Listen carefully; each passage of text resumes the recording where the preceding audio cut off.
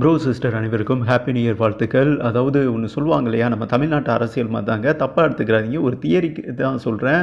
அப்பன் மகன், அதாவது பேரனோட புள்ள, இவனுங்க தான் வந்துட்டு என்ன சொல்கிறது, ஆட்சியை ஆளுமையாக பண்ணிக்கிட்டே இருப்பானுங்களே தவிர அந்த கட்சியில் திறமையாக உழைக்கிறவனுக்கு வந்துட்டு வாய்ப்பு கிடைக்காது. அது தமிழ்நாட்டு மட்டும் இல்லைங்க, எல்லா ஸ்டேட்லேயுமே இருக்குது. ஓகேவா, இந்த இடம் மட்டும் எடுத்துக்கிறாதீங்க, ஒவ்வொரு கண்ட்ரியில் இருக்குது. திறமையாக உழைக்கிறவன் ஒரு தொண்டன் வந்துட்டு தலைவனானதாக வரலாறே கிடையாது என்று தான் சொல்லணும். ஓகே, இந்த சுச்சுவேஷனில் வந்துட்டு இதே மாதிரி தான் வந்துட்டு நம்ம ரோஹித் சர்மா இந்தியா டீமில் பண்ணிக்கிட்டு இருக்காருங்க. இவன் பட்டும் திருந்தலையாடா அந்த மாதிரி ஒரு முடிவு எடுத்திருக்காரு. அடிச்சும் பார்த்தாச்சு, அவுத்தும் பார்த்தாச்சு, வெக்கப்பட்டு வேதனைப்பட்டு துக்கப்பட்டு துயரப்பட்டு இத்தனை பட்டும் திருந்தலையாப்பா அந்த மாதாங்க திருந்தாமல் சிட்னி கிளம்பியிருக்காரு. மயிரே ஊச்சுன்னு உலகக்கோப்பை டெஸ்ட் ஃபைனல் இந்தியா விட்டுட்டாங்க. ஓகேவா, ஆனால் இந்தியா அணிக்கு ஒரு மிகப்பெரிய அட்வான்டேஜ் என்னென்னா ரீமேட்ச் நடக்க அதிகம் வாய்ப்பு இருக்குது. அதாவது ஃபைனல் டே மெல்போர்னில் 4வது டெஸ்ட் நடந்தது இல்லையா, ஃபைனல் டே 350 ரன்னை விரட்டி பிடிச்சாங்க. ஆனால் விரட்ட முடியலை. எல்லா பேட்ஸ்மேனும் விருதாவாக அவுட் ஆகிட்டு போக அண்ட் ஜெய்ஸ்வால் மட்டும் சூப்பராக விளையாண்டாருங்க. ஆனால் ஜெய்ஸ்வால் வந்துட்டு அவுட்டு கிடையாது. தேர்ட் நடுவர் வந்துட்டு எவ்வளோ பார்த்துக்கிட்டு இருந்தான்னு தெரியல, அவுட்டு கொடுத்துட்டான்னு வைங்களேன், பேதியில் போவேன். பட்டு இது வந்துட்டு ஐசிசி பார்வைக்கு Gautam Gambhir and India team management அனுப்பியிருக்காங்க. எங்கள் முக்கியமான மேட்சுங்க, 3 வருடத்துக்கு ஒரு முறை போகிறோங்க உலகக்கோப்பை டெஸ்ட் ஃபைனல்.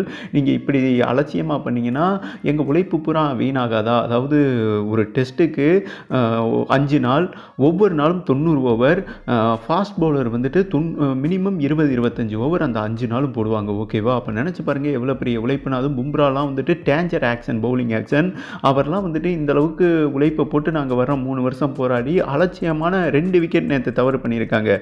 ஜெய்ஸ்வாலும் அவுட்டு கிடையாது. நிதிஷ் ரெட்டியை வந்துட்டு நேதர் லைன் அவுட் பண்ணார் இல்லையா, அந்த சிங்கம் வந்துட்டு கிரீஸை தாண்டி நோ பால் போட்டிருக்கு. அதையும் வந்துட்டு இந்த குருட்டுக்க நடுவர்கள், ஆண்ட நடுவர்கள் வாட்ச் பண்ணலேன்னு வைக்கல. இப்படி 2 தவறுகள் கண்ணுக்கு முன்னாடி நடந்திருக்குங்க. இந்த விக்கெட்டை வந்துட்டு மறுபரிசீலனை, அதாவது ஐசிசி பார்வைக்கு போயிருக்கு, தவறு நடந்தது தெரிய வந்திருக்கு. இனி ஐசிசி என்ன முடிவு எடுக்க போகிறாங்க? அதாவது ஃபைனல் டே மீண்டும் ரிசர்வ் டே நடக்க போதா, இல்லை என்றால் அதாவது இந்திய டீமுக்கு அந்த வெற்றி சதவீதம், வெற்றி பாயிண்ட் வந்துட்டு போக போகிறதா? அப்படி போனால் டீம் இந்தியா உறுதியாக உலகக்கோப்பை டெஸ்ட் ஃபைனல் போயிடுவாங்க. இந்த சுச்சுவேஷனில் அதாவது நேற்று ரோஹித் சர்மா என்ன சொல்லியிருந்தாருன்னா, இதுதான் கடைசி டெஸ்ட், இதுக்கு மேலே நான் விளையாட மாட்டேன்னு சொல்லியிருந்தாரு.